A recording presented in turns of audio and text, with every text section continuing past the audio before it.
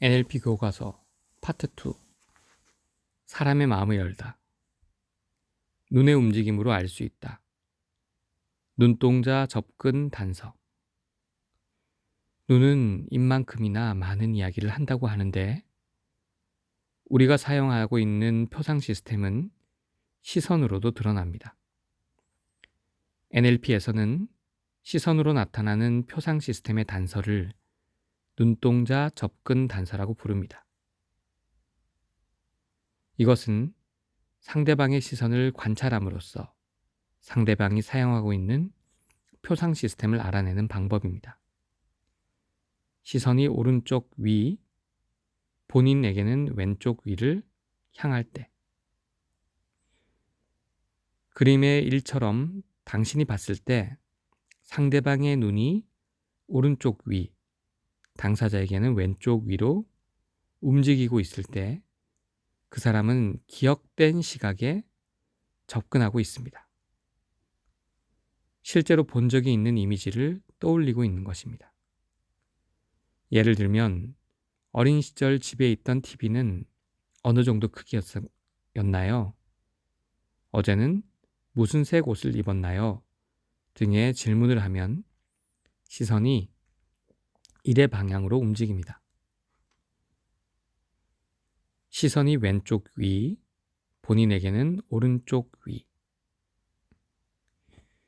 그림의 이처럼 당신이 봤을 때 상대방의 눈이 왼쪽 위, 당사자에게는 오른쪽 위로 움직일 때 그 사람은 창조된 시각에 접근하고 있습니다. 실제로 본 적이 없는 이미지를 만들어내고 있는 것입니다. 예를 들면 당신의 방 크기가 2배로 커진다면 어떤 식으로 변경하겠습니까? 10년 후의 휴대전화 디자인을 상상해 봅시다. 등의 질문을 하면 시선이 이의 방향으로 움직입니다. 시선이 오른쪽 옆, 본인에게는 왼쪽 옆을 향할 때 그림의 3처럼 당신이 봤을 때 상대방의 눈이 오른쪽 옆, 당사자에게는 왼쪽 옆으로 움직이고 있을 때 그 사람은 기억된 청각에 접근하고 있습니다. 실제로 들은 적이 있는 소리나 목소리를 떠올리고 있는 것입니다. 예를 들면 초등학교나 중학교의 교과를 기억하나요? 어린 시절 부모님께 자주 들었던 말은 무엇인가요? 등의 질문을 하면 시선이 3의 방향으로 움직입니다. 시선이 왼쪽 옆, 본인에게는 오른쪽 옆을 향할 때 그림의 4처럼 당신이 봤을 때 상대방의 눈이 왼쪽 옆, 당사자에게는 오른쪽 옆으로 움직일 때 그 사람은 창조된 청각에 접근하고 있습니다. 실제로 들은 적이 없는 소리나 목소리를 만들어내고 있는 것입니다. 예를 들면 친한 친구로부터 전화가 걸려왔습니다. 목소리의 높이와 속도가 평상시의 2배라고 가정했을 때 어떤 목소리일까요? 걔가 말을 한다면 어떤 말투일까요? 등의 질문을 하면 시선이 4의 방향으로 움직입니다. 시선이 오른쪽 아래, 본인에게는 왼쪽 아래를 향할 때 그림의 5처럼 당신이 봤을 때 상대방의 눈이 오른쪽 아래, 당사자에게는 왼쪽 아래로 움직이고 있을 때 그 사람은 내부 대화에 접근하고 있습니다. 내부 대화란 소리를 내지 않고 마음속으로 이야기하고 있는 것을 말합니다. 예를 들면 오늘도 실패해버렸어 라고 마음속으로 3번 중얼거려 보십시오. 스스로를 격려할 때 자신에게 어떤 말을 해주시나요? 등의 질문을 하면 시선이 5의 방향으로 움직입니다. 시선이 왼쪽 아래, 본인에게는 오른쪽 아래를 향할 때 그림의 6처럼 당신이 봤을 때 상대방의 눈이 왼쪽 아래, 당사자에게는 오른쪽 아래로 움직일 때 그 사람은 신체 감각에 접근하고 있습니다. 신체 감각, 미각, 후각을 사용하거나 감정을 느끼고 있는 것입니다.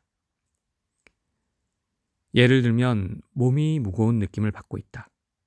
어느 부분에서 가장 무게감을 느끼나요? 모래사장을 맨발로 걸으면 발바닥은 어떤 느낌일까요? 등의 질문을 하면 시선이 육의 방향으로 움직입니다. 눈의 움직임은 표상 시스템을 알기 위한 단서이지 단정은 아닙니다. 위에서 말한 대로 움직이지 않는 경우도 있습니다. 하지만 그런 경우라도 우연히 움직이는 것이 아니라 그 사람 특유의 움직임 패턴을 갖고 있는 것이 일반적입니다. 또한 시각, 청각의 좌우 구별은 과거와 미래가 아닌 기억과 창조임을 알아두십시오. 상대방이 내년에는 그랜드 캐년을 보러 가고 싶어 라고 말할 때 상대방의 눈은 당신이 봤을 때 오른쪽 위, 본인에게는 왼쪽 위로 움직이는 경우가 많을 것입니다. 미래의 일이라도 책이나 TV에서 실제로 본 적이 있는 기억의 이미지에 접근하고 있기 때문입니다. 상대방의 거짓말을 간파한다. 눈동자 접근 단서를 통해 상대방이 사용하고 있는 표상 시스템을 알게 되면 커뮤니케이션에 그것을 활용할 수 있습니다. 예를 들면 상대방이 당신이 봤을 때 왼쪽 아래, 당사자에게는 오른쪽 아래를 보고 있을 때 신체 감각을 사용하고 있다고 생각할 수 있습니다.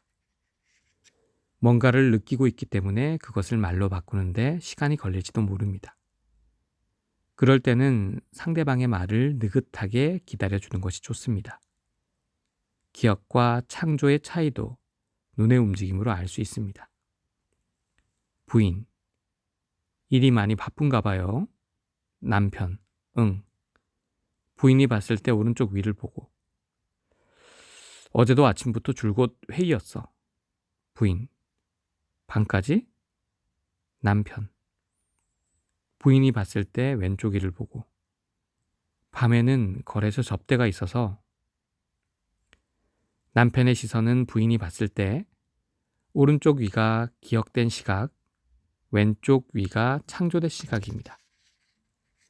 아침부터 회의가 있었다는 말은 사실일지라도 밤에 거래처 접대가 있었다는 말은 거짓일지도 모릅니다. 눈동자 접근 단서는 상대방의 선호 표상 시스템을 구분하는 단서가 되기도 합니다. 시각 선호인 사람은 시선이 위로, 청각 선호인 사람은 시선이 옆으로, 신체 감각 선호인 사람은 시선이 아래로 향하는 경우가 많습니다. 자신의 눈을 움직여 본다. 한 회사에서 한창 회의가 이루어지고 있습니다. 기획 아이디어를 내기 위한 회의인데 좀처럼 아이디어가 나오지 않습니다. 화가 난 의장은 누구 좋은 아이디어 없어? 라고 언성을 높입니다. 출석자 전원은 아래를 향한 채 아무 말도 하지 않습니다. 이처럼 시선이 아래로 향하고 있을 때는 내부 대화나 신체 감각에 접근하기 쉬워집니다. 이때 출석자들은 아이디어가 나올 리가 있어? 등의 내부 대화를 하면서 몸이 무거워지는 감각을 느끼고 있을 것입니다. 아이디어를 내고자 한다면 자신의 오른쪽 위를 보며 창조된 시각에 접근하는 것이 효과적입니다. 영어 단어 철자를 떠올리기 위해서는 자신의 왼쪽 위를 보며 기억된 시각에 접근하는 것이 효과적입니다. 영어 단어는 발음과 철자가 일치하지 않기 때문에 소리를 통해 철자를 떠올리기란 어렵습니다. 따라서 왼쪽 위를 보면서 철자의 영상을 떠올리면 효과적으로 영어 단어를 떠올릴 수 있습니다. 이처럼 자신의 눈을 특정 방향으로 움직임으로써 특정한 표상 시스템에 쉽게 접근할 수 있는 것입니다.